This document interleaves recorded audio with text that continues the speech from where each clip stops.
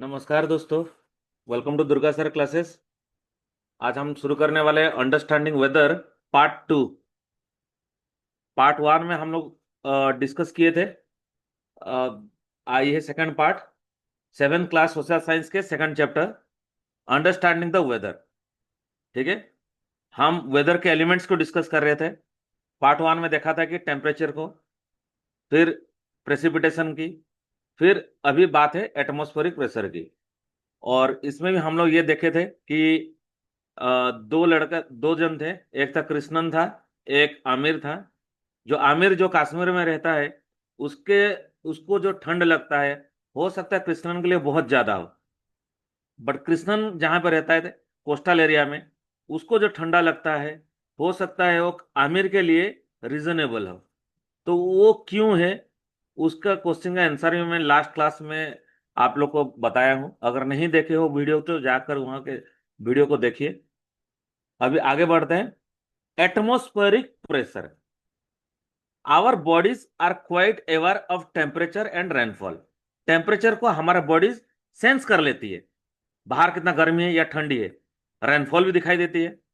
But you may also have experience that the weather sometimes feel heavy as before a thunderstorm. अक्सर देखा होगा कि आंधी तूफान से पहले हमें हैवी फील होने लगता है। अभी हम डिस्कस करेंगे उसके बारे में। This is related to atmospheric pressure. इसका कारण क्या है? इसका कारण है एटमॉस्फेरिक प्रेशर। वो है क्या?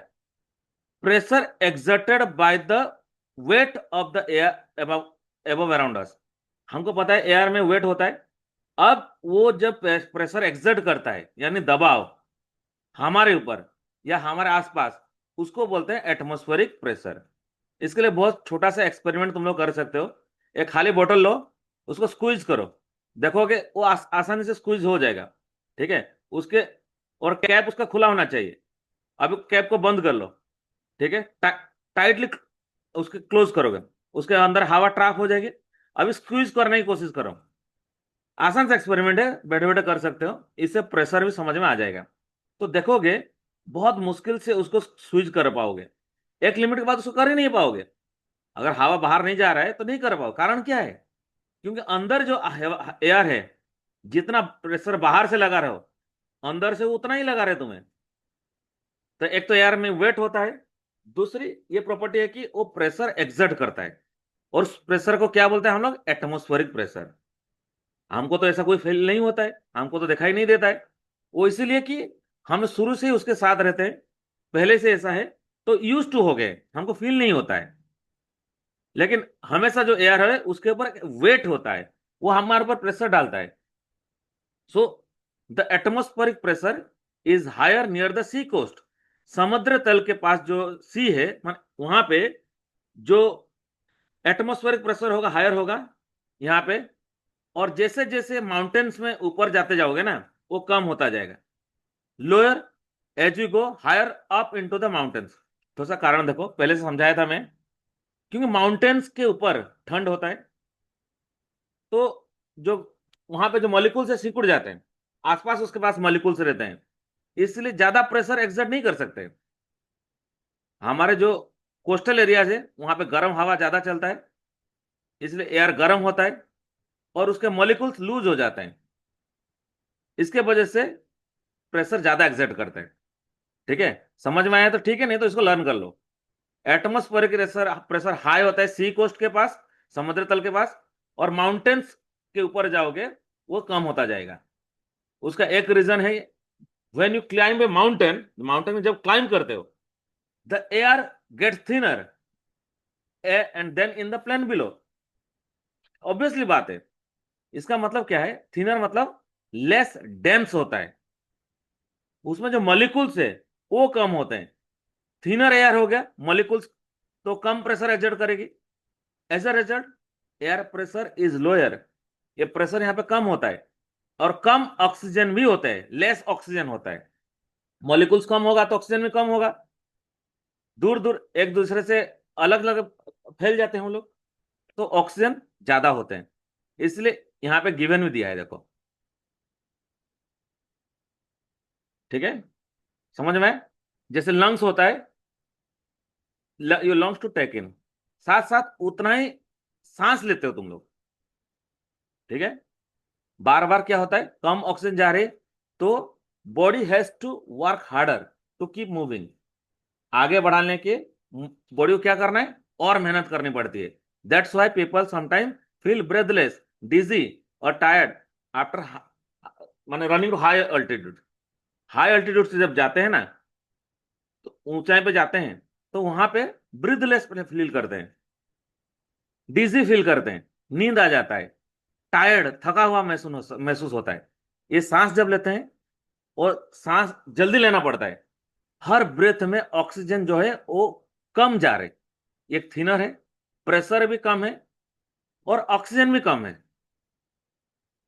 समझ में? This does not mean that the atmospheric pressure is always high in the planes.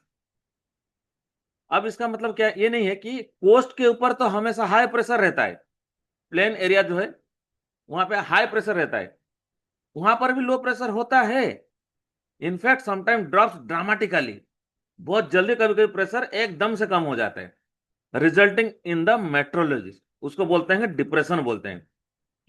होता क्या है, जनरली देखोगे, जब गर्मी बहुत ज्यादा होता है ना, थोड़ा समझते हैं, हवा जब गर्म होता है ना, वो ऊपर की तरफ चला जाता है, साइंस में पढ़े हो, ठीक है।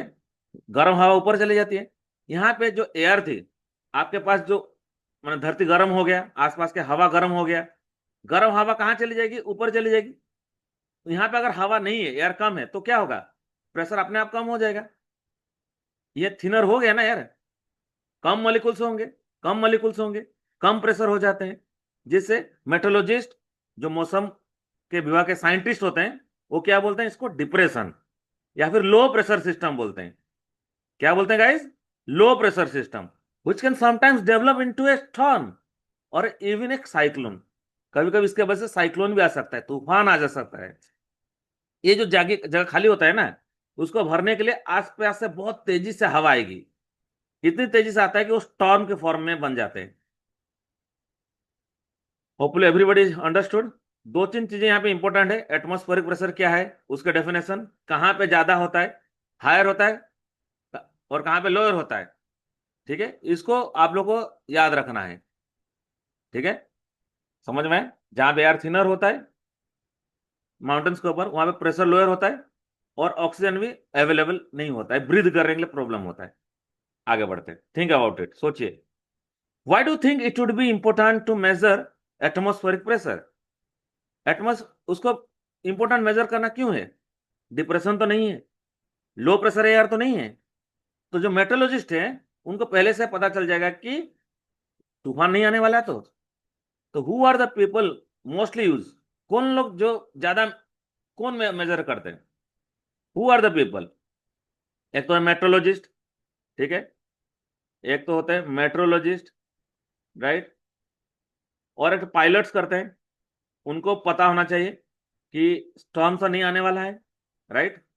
फिर सेलर्स के लिए भी बहुत जरूरी है, सेलर्स जो समुद्र में जाते हैं, और जो माउंटेन क्लाइंबर्स होते हैं, उनके लिए भी बहुत जरूरी है, कितना लो प्रेशर है, बहुत कम होगा तो उसी हिसाब से खुद को प्रिपेयर कर लेंगे, ठीक है। Now the instrument use to measure atmospheric pressure is called the barometer. देखो ये पिक्चर में दिया गया, ये सिर्फ बैरोमीटर, एटमॉस्फेरिक प्रेशर को मेजर करता है बैरोमीटर, दिस इज। जैसे थर्मोमीटर कई टाइप के होते हैं, उसी तरह बैरोमीटर भी कई तरह के होते हैं। एक यहाँ पे देख रहे हैं, the unit the display is generally the millibar, and उसको एमबी लिखा जाता है। यूनिट जो है उसको मिलीबार, यहाँ पे लिखा गया, देखो मिलीबार ये वाला, ठीक है, मिलीबार। मिलीमीटर भी लिखा है, उसके नीचे मिलीबार, एक मिलीबार भी लिखा है, 950, 960, 970, 980, 1000, इस तरह पूरा लिखा गया, 1050 तक है यहीं पे। तो एमबी से शुरू करता है शॉर्ट फॉर्म में।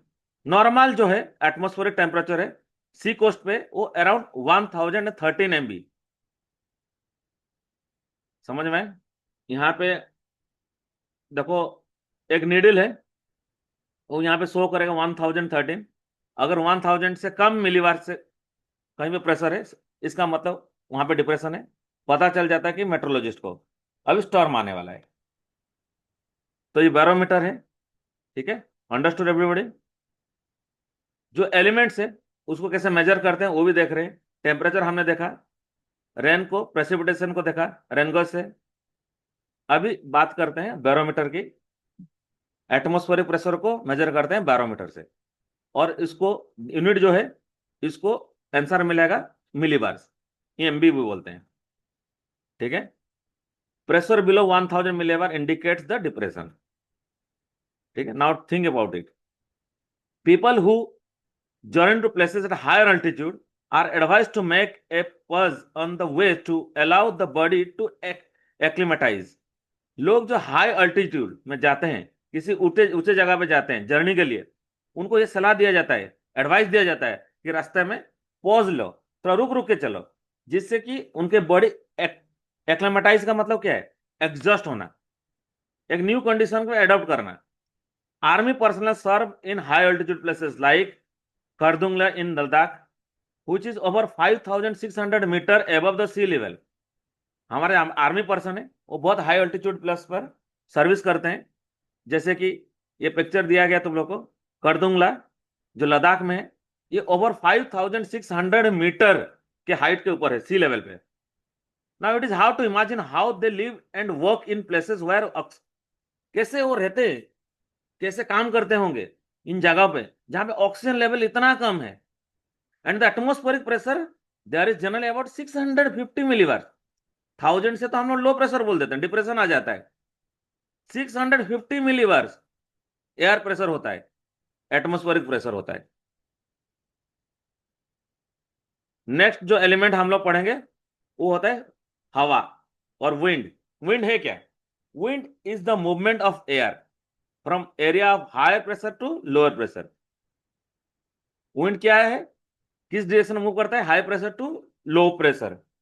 जहां पे लो प्रेशर मतलब कम हवा जहां पे जाता है, जहां सॉरी, तो high pressure to low pressure बोलेंगे विंड। स्पीड और direction are the two major important factors when we describe the wind. एक स्पीड बताएंगे कि स्पीड से जा रहा है, और दूसरा है डायरेक्शन विंड का। अभी दोनों के बारे में थोड़ा डिटेल जानते हैं। Think about it. Have you seen seeds like this flying in the wind? इस तरह का सीड्स जो देखे होंगे हवा में उड़ते हैं, साइंस में भी पढ़ा होगा तुम लोग लास्ट क्लास में। इसको डैंडेलियन सीड्स है, इस तरह ये फैलते हैं एक जैसा, माने सीड डिस्पर्सल भी बोलते हैं। What would happen to the seeds if there is no wind? अगर विंड ना होती, हवा ना होता, तो क्या होता? ये जहां पर है उसी प्लेस में ही रहते हैं। ठीक है, समझ में आए? दूर दूर तक फैल नहीं पाते। Now the wind is an important element of weather. Weather का बहुत इंपॉर्टेंट एलिमेंट क्या है? विंड। ठीक है, उसकी जो डायरेक्शन है वो हेल्प क्या करता है? वेदर की फोरकास्टिंग करने में। ठीक है, अंडरस्टूड गाइस? देखो, एयर पायलट्स को तो जरूरत है कितने स्पीड से विंड चल रहा है, किस तरह हवा कैसा है। इसके अलावा जो सेलर जो सेल करते हैं उनको भी ये जरूरी है ये डेटा को जानना। As the wind has the great influence on flying और सेलिंग। जब फ्लाई करते हैं तो उसका बहुत बड़ा इन्फ्लुएंस रहता है विंड का। फार्मर्स भी यूज करते हैं विंड डायरेक्शन को। बारिश आ सकता है, नहीं आ सकता है, इस तरह हवा है। और also a greater wind speed will cause the soil to dry faster. अगर विंड का स्पीड ज्यादा है तो सॉइल भी ड्राई होता है। सो मौसम कभी कभी टेम्परेचर बताता है, कहीं पे बोलता है कि कहीं कहीं पे न्यूज में बोल देता है कि यहाँ पे ज्यादा बारिश होने वाला है। लेकिन अगर कोई सेलर पूछे या कोई पायलट किससे पूछे वेदर के बारे में, मौसम के बारे में, तो वो विंड के बारे में जरूर बताएंगे। कितने स्पीड से चल रही है, किस डायरेक्शन में चल रही है, ये उनके लिए बहुत इंपॉर्टेंट डेटा है ना। So how do we measure the direction and speed? कैसे करेंगे मेजर? एंड विंड वैन, जिसको बोलते हैं वेदर वैन भी बोला जाता है, विंड वैन भी बोला जाता है, वेदर वैन भी बोला जाता है। ठीक है, it has a rotating arm and the pointer turns in the direction of the wind. इसमें एक रोटेटिंग आर्म होता है, ठीक है, जो east west north south direction में जाता है। देखो ये है direction, east west north south, ये मूवमेंट करता है। ये पॉइंटर दिखाई दे रहा है एरोबिक शेप में, ठीक है, जो पॉइंट करता है विंड की डायरेक्शन को। और दूसरी तरफ देखो, ये जो उसका जो टेल है, टेल को पुश करेगा। पॉइंटर जो है turns in the direction of the wind. जो पॉइंटर है वो विंड के डायरेक्शन में घूमेगा। अभी जो हवा है किस तरह घूम रहा है, अगर देखोगे कुछ कुछ विंड वैन होते हैं वहां पे अलग तरह का होता है। यहाँ पे एक तो माने हैन बैठा जरा रहता है, उस तरह का विंड वैन भी होता है, समझ में। एक टेल होगा जो पुश करता है, हल्की सी भी हवा अगर चलती है ना, उसमें भी ये रेस्पॉन्ड करता है। थोड़ी सी भी डायरेक्शन चेंज होगा, ये इसी के साथ घूम जाएगा। विंड वैन से क्या पता लगा सकते हैं, विंड की डायरेक्शन, समझ में। This wind vane on the tarmac is called wind sock. Tarmac बोलते हैं जो स्टोन और रोड बनते हैं, टारमाक बोलते हैं उसको। तो ये जो विंड वैन है उसमें बोलते हैं विंड सॉक। ये सॉक के फॉर्म में होते हैं। It gives pilots an indication of the direction of the wind during take off and landing. Take off करना है या लैंड करना है तो पायलट्स को पहले से सिग्नल दे देता है, बताता है कि विंड का डायरेक्शन क्या है। Similar socks are used in industries that release एस और गैसेस। सिमिलर इसी तरह के सॉक्स यूज किया जाता है इंडस्ट्रीज में, जब उन्हें एसेस को, जो रैक होता है, गैसेस को रिलीज करना है। एक तरह से बोल सकते हो उसको सेम डायरेक्शन में रिलीज किया जाता है, तो एनिमल्स या लोगों को, पेड़ पौधे हैं, उन्हें हार्म ना हो। मान लो एक बिल्डिंग है, ठीक है, मान लो एक बिल्डिंग है, ठीक है, मान लो वहां पे एयरसॉक, ये एयरसॉक होता है, ठीक है। सो मान लो इस तरह का हवा है, जिस तरफ लोग रहते हैं, जहां पे एनिमल्स रहते हैं, ठीक नहीं होगा अगर इसी डायरेक्शन में एसेस और गैसेस को रिलीज करना है। क्योंकि अगर यहाँ पे हवा के डायरेक्शन में जाएगा ना, तो एसेस पूरा उस विलेज, उस एनिमल्स, वहां पे हार्म कर सकता है। तो वेट करेंगे जब तक ये हवा का डायरेक्शन घूम ना जाए। सपोज ये इस तरह घूमेगा तो ये विंड से घूम जाएगा, उसके बाद उसी हिसाब से उसको रिलीज करेंगे। समझ में आया?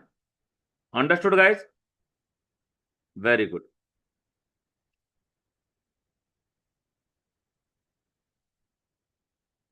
ठीक है, चल आगे बढ़ते हैं। Basically, so similar shocks are used in industries that release gases or gases. The simple instrument to measure the direction speed is anemometer. यहां से सॉरी, जो विंड वैन है किस डायरेक्शन में पता लगा सकते हैं। एक बहुत सा सिंपल सा इंस्ट्रूमेंट है जो विंड को डायरेक्शन में पता लगाता है और स्पीड भी पता लगता है, उसको बोलते हैं एनीमोमीटर। ठीक है, समझ में। एनीमोमीटर, इस ये होता है एनीमोमीटर। इसे 3 और 4 मेटल कप्स, समझ में। जब ये ये वर्टिकल शाफ्ट बनाया गया था, उसके ऊपर कप्स है जो रोटेट करते रहते हैं जब हवा चलती है, और घूमते रहेंगे। The stronger the wind the faster the rotation. जितना स्ट्रांग विंड होगा उतना तेजी से घूमता रहेगा, इस तरह इस तरह इस तरह से रोटेट करता रहेगा। उसके बाद एक मीटर अटैच होता है उसमें, एट द बॉटम, नीचे की तरफ। यहाँ पे एक, ये दिख नहीं रहा है यहाँ पे, यहाँ पर एक मीटर रहता लगा होता है जो कि काम करता है how many times the anemometer spins in a certain period of time. Certain period of time में पर आवर कैलकुलेट कर सकते हो, पर डे कैलकुलेट कर सकते हो एनीमोमीटर कितने बार घुमा है, कितने बार स्पिन किया है, वो पता चलेगा। जो जो मीटर अटैच है, और फिर कैलकुलेट करता है विंड की speed in kilometre per hour.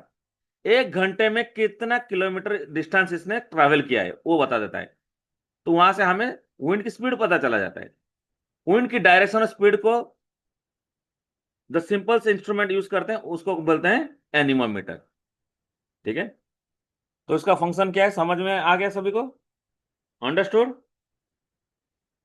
अच्छा, इसमें देखो 3 तरह का मेटल कप्स होते हैं। जब हवा चलेगा तो ऑब्वियसली वो विंड की डायरेक्शन में रोटेट करेंगे। जितना स्ट्रांग विंड होगा उतना तेजी से मूव करेगी। कितने बार इसने मूव स्पिन किया, उसमें एक मीटर अटैच होता है। वो फिर वहां में दिखाई देता है कितना किलोमीटर पर आवर वो मूव किया है, कितना स्पीड था। नेक्स्ट एलिमेंट आता है ह्यूमिडिटी। सिंपल लैंग्वेज बोलेंगे तो माने कितना मॉइस्चर है।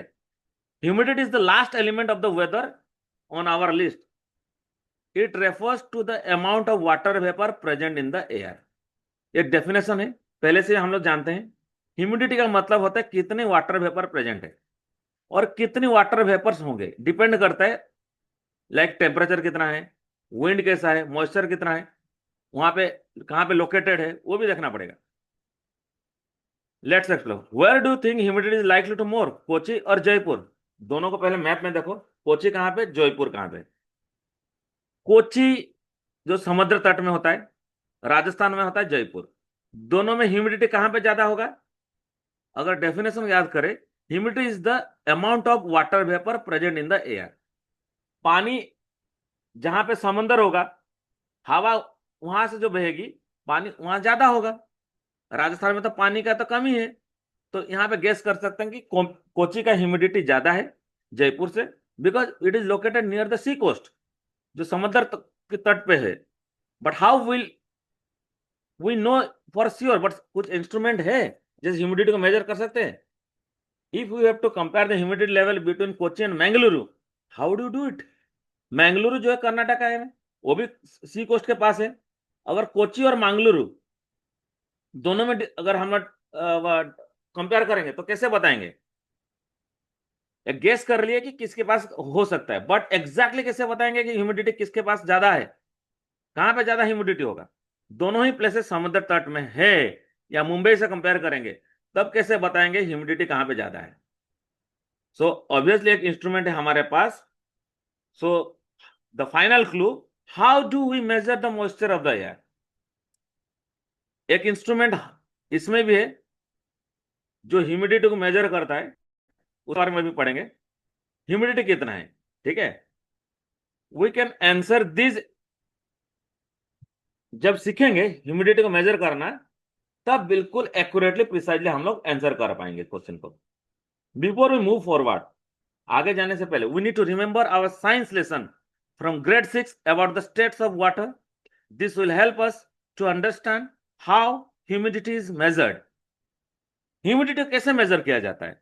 आपको याद होता है इवापोरेट्स, जब इवापोरेट होता है, भाप बन जाता है, तो वह कूलिंग इफेक्ट देता है बॉडी में। जब स्वेटिंग, पसीना सूखता है, तो एक कूलिंग इफेक्ट देता है, राइट? सो जो हवा में ह्यूमिडिटी पहले से ज्यादा है, पानी पहले से ज्यादा है, मोर ह्यूमिडिटी है, वाटर इवापोरेट स्लोली, पानी धीरे धीरे सूखेगा, इवापोरेट होगा। That is typically in the heavy rain. बारिश के मौसम में क्या होता है, देखा होगा, कपड़े देरी से सूखते हैं। बारिश रुक भी गई, तभी भी हवा में बारिश है, पानी है हवा में, पानी की क्वांटिटी हवा में ज्यादा होता है, तो पहले से ज्यादा है, तो हवा जो बह रही है कपड़ों से, पानी से कम सूखेगी।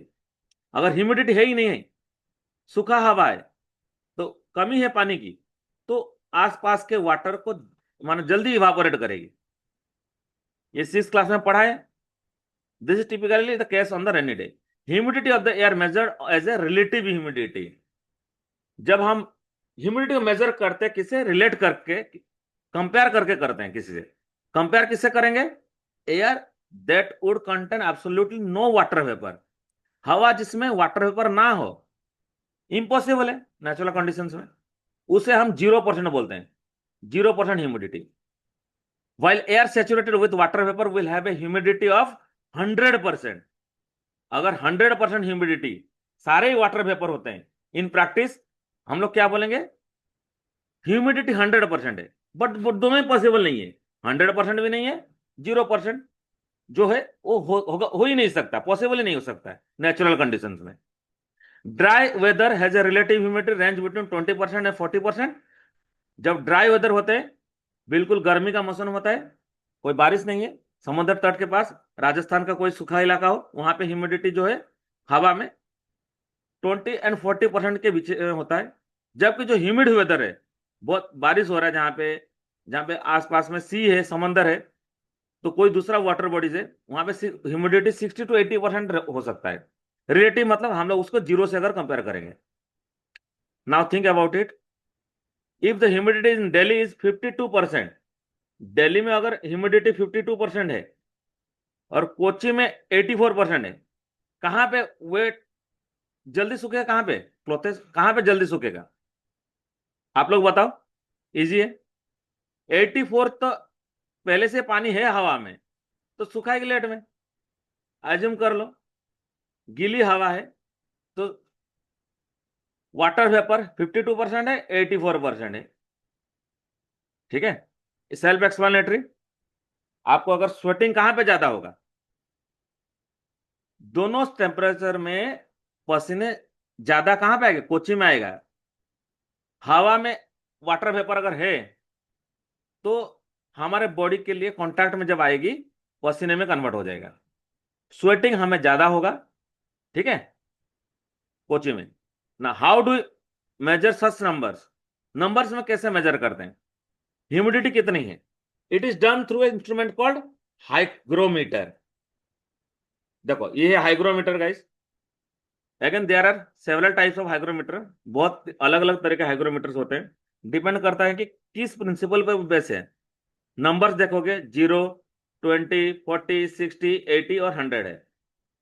ठीक है, 0 से लेके ह्यूमिडिटी ना हो, कहां तक वेरी करता है, 100 तक। इसलिए इसमें 100 नंबर दिया गया। ये में भी यहाँ पे रिलेटिव में मेजर किया जाता है, कोई यूनिट नहीं होता है, उसको परसेंटेज में मेजर किया जाता है। हर चीज में यूनिट होता है, बट हुसुकी हवा से जब कंपेयर करते हैं रिलेटिव ह्यूमिडिटी, तो उसको हम लोग परसेंट में कैलकुलेट करते हैं, परसेंट में कन्वर्ट करते हैं। So measure of humidity is great importance in many industrial process such as food processing. कई इंडस्ट्रियल प्रोसेस में ह्यूमिडिटी कितनी है ये जानना बहुत जरूरी है। जैसे कि फूड प्रोसेसिंग की अगर बात करें, फूड प्रोसेसिंग इंडस्ट्री में अगर ह्यूमिडिटी ज्यादा होगी तो खाना खराब हो जाएगा जल्दी, जैसे बारिश के मौसम में होता है। म्यूजियम से भी मॉनिटर किया जाता है ह्यूमिडिटी को, as the need to maintain और ड्राई एनवायरमेंट। जैसे कि जो एग्जिबिट है उसको प्रिजर्व करके रख सकते हैं। ये समझ में आया हाइग्रोमीटर क्या है everybody. Okay, next coming to weather station. ठीक है, वेदर स्टेशन क्या है, ठीक है। यहाँ पे सारा की कुछ हम लोग पढ़ लिए। वेदर के जो होते हैं, जो मौसम की बात करते हैं, कुछ चीजें, कोई मौसम पूछे तो पहले हमें टेम्परेचर बताना है, उसके बाद प्रेसिपिटेशन बारिश कितनी है वो बतानी है, उसके बाद एटमॉस्फेरिक प्रेशर बताना है, एटमॉस्फेरिक प्रेशर, फिर विंड के बारे में, हवा कितना किस डायरेक्शन में चल रहा है, लास्टली कितना ह्यूमिडिटी है, मॉइस्चर कितना है। ये 5 एलिमेंट जो है हम लोग अभी डिस्कस किए, जिसको बन के एक जगह का मौसम बनता है।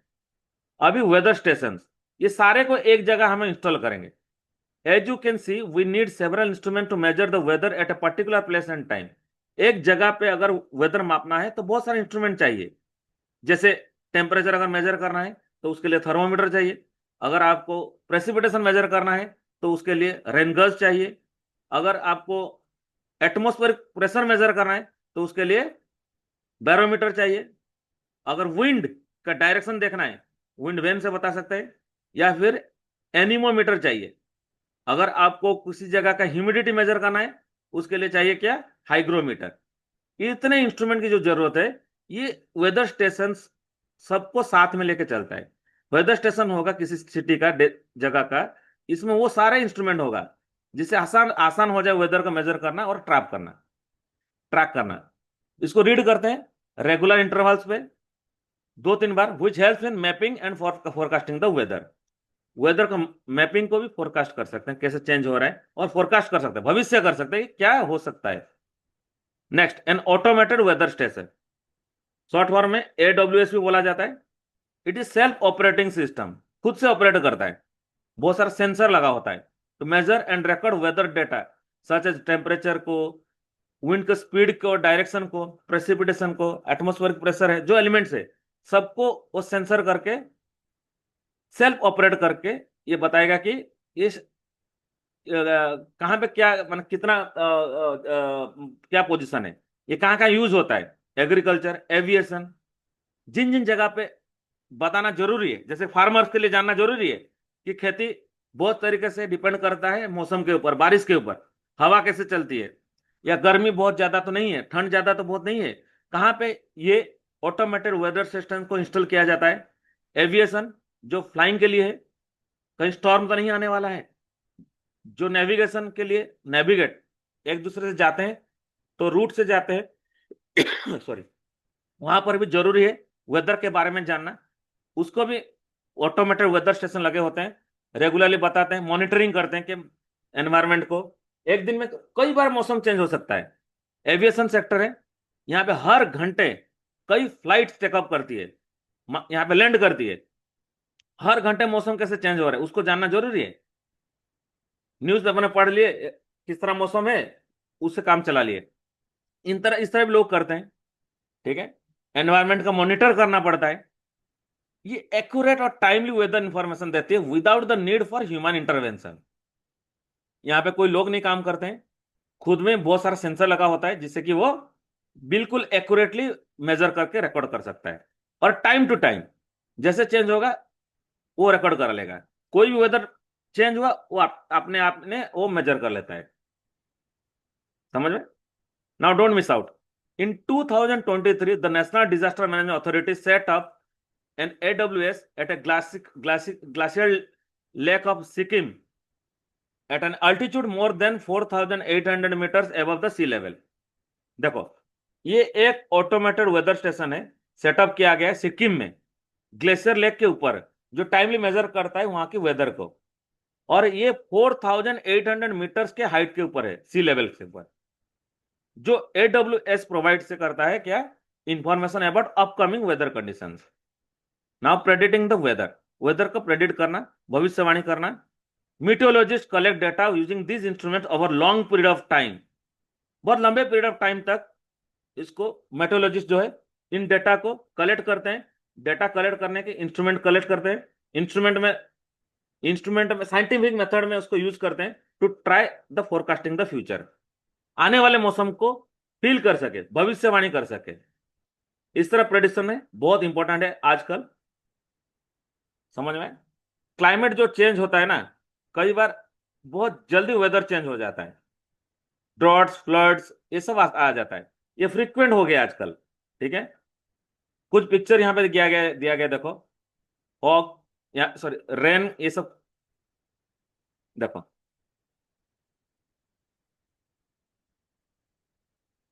19 मई 2024 कुछ पिक्चर दिया गया वहां पे। 19 मई 2024 कुछ डेटा दिया गया, उसको समझने की कोशिश करते हैं। ठीक है, यहाँ पे देखो, फॉग होगा तो कैसा रहेगा, हेवी रेन होगा तो कैसा रहेगा। ठीक है, सबका यहाँ पे एक सिंबल दिया गया है। उस सिंबल के हिसाब से इंडियन मैप में ये सारा डिटेल समझाया गया है। जैसे कि कोल्ड वेव का ये इमेज है, ये सिंबल है। एक्सट्रीमली हेवी रेन होगा तो इस तरह होगा, हीट वेव होगा तो इस तरह होगा, थंडर एंड लाइटनिंग होगा तो इस तरह सिंबल्स होगा, हॉट एंड ह्यूमिड होगा तो इस तरह ह्यूमिड कंडीशन में ऐसे होगा। ठीक है, समझ में? ध्यान रखिएगा इसको। जैसे सुना होगा, जो ऑरेंज जोन मतलब अलर्ट रहो। ठीक है, जहां पे एक्शन लेना है हमको ले सकते हैं, वार्न कर पाएंगे। यहाँ पे दो स्टेट्स, केरला और तमिलनाडु, देखो रेड जोन है। देखो नीचे दिखाए गए, ये सिंबल क्या शो कर रहा है, एक्सट्रीमली हैवी रेन, बहुत ज्यादा बारिश होने वाली है। ठीक है, हेल स्टॉर्म्स होता है, ये बारिश, ये हीट वेव कर बोलता है, इसमें ज्यादा बारिश होगा। ठीक है, अपडेटेड रहोगे। इन लोगों को बोला गया है कि सभी इस ऑरेंज जोन में है, अलर्ट रहना है कि कभी येलो जोन जो है उसका डिवीजन भी दिया गया। देखो, अगर मैं थोड़ा नीचे जाऊंगा, I will show you, just a moment.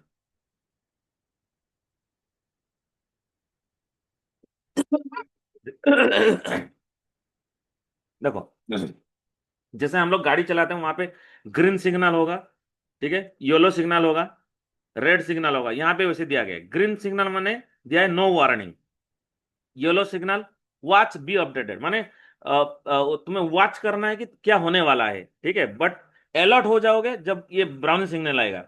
Red signal आ जाएगा माने you need to take action.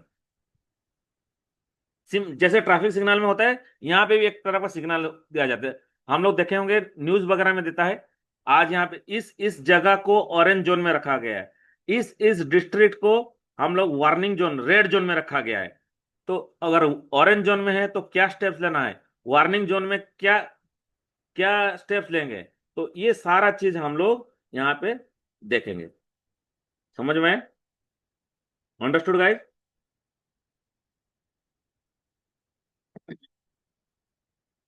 ठीक है।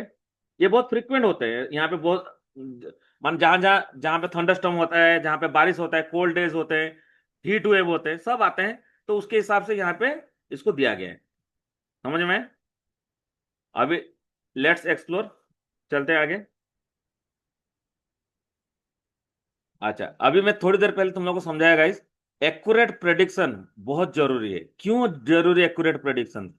जो लोग बाहर निकलते हैं, काम में निकलते हैं, अगर बारिश होगा उनको पता है तो उसी तरह छाता लेके निकलेंगे। अगर ठंड ज्यादा होगा तो उसी हिसाब से स्वेटर वगैरह लेके जाएंगे। कोई नेवी कोई सेलर से, तो उसी हिसाब से वो लोग उस टाइम में, अगर विंड ज्यादा बहेगी समंदर में तो उस एरिया में वो जाएंगे ही नहीं। डिजास्टर आने वाला है तो पहले से ही पता चल जाएगा, तो उस हिसाब से अपने आप को प्रिपेयर्ड कर लेंगे। ठीक है। एक्सपेरिमेंटेशन बेसिस में हम लोग के पास सारा डेटा आ जाता है। AWS सिस्टम से पूरा फ्यूचर वेदर फोरकास्ट हो जाता है। ठीक है। तो जो बोला जाता है, जो समुद्र तट में जो नाव में कोस्टल एरिया में बोट लेके जाते हैं, वो अंदर में नहीं जाना है, रेस्ट्रिक्शन जोन बना देते हैं। राइट। ठीक है। भविष्यवाणी वो हेल्पफुल हो सकता है। ठीक है। समझ में आया? Understood guys? तो इस चैप्टर में हम लोग पूरा डिटेल में कवर किए हैं, part 1 and part 2। And part 2 में हम लोग पूरा सारे मेजर्स, एटमॉस्फेरिक सारा प्रेशर से लेकर we have completed all elements, everything हम लोग कंप्लीट किए। फोरकास्टिंग डेटा कैसे करते हैं वो सब समझ गए। ठीक है। एंड ये जो डेटा हम लोग देखे, ये किसका डेटा है? It is the Indian meteorological department on 19 May 2024। Study the icon and connect them to the conditions shown on the map. जो मैप में हम लोग दिखाया, ये जो मैप हम लोग थोड़ी देर पहले देखे, वो डेटा किसका है गाइस? ये 19 मई 2024 का डेटा है। यहाँ पे लिखा भी गया है नीचे, देखो, 19 मई 2024। समझ में? एवरीबॉडी अंडरस्टूड है? इस डेट इसको मैप वर्क में भी ये आता है। Just get it learn. Thank you for your patience. Have a great day. अगर चैनल अच्छा लग रहा है, समझ में आ रहा है, सब्सक्राइब करो और अपने दोस्तों को भी शेयर करो, इससे मुझे मोटिवेशन मिलती है। Thank you and have a great day.